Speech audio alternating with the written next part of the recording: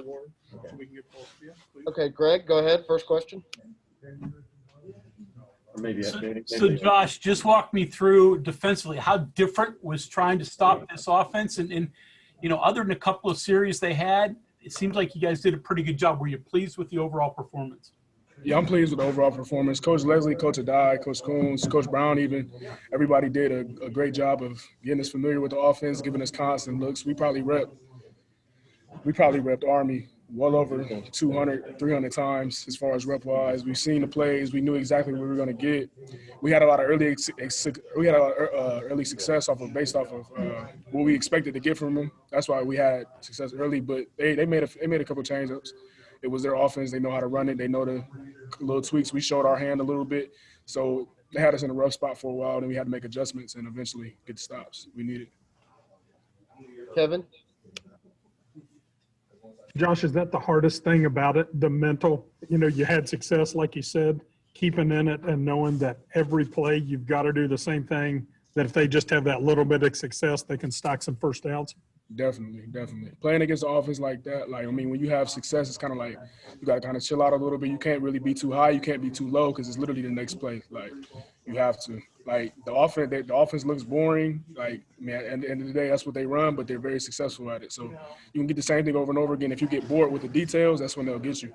And they started to get us a little bit in the second quarter, and especially in the third quarter, beginning of it, coming out of halftime. Keenan? Hey, Josh, what did you see out of Dylan out there? Stepped in and had a big day today, and to go out like a senior like that, the way he played. I've been with Tonk probably these last 3 years. I didn't start my freshman year. I think I was his red shirt sophomore year, I believe. But these last 2 years being with Tonk, playing next to Tonk has been phenomenal. This was probably his best game, definitely. Tonk has definitely played his best football his senior year, easily. Tom?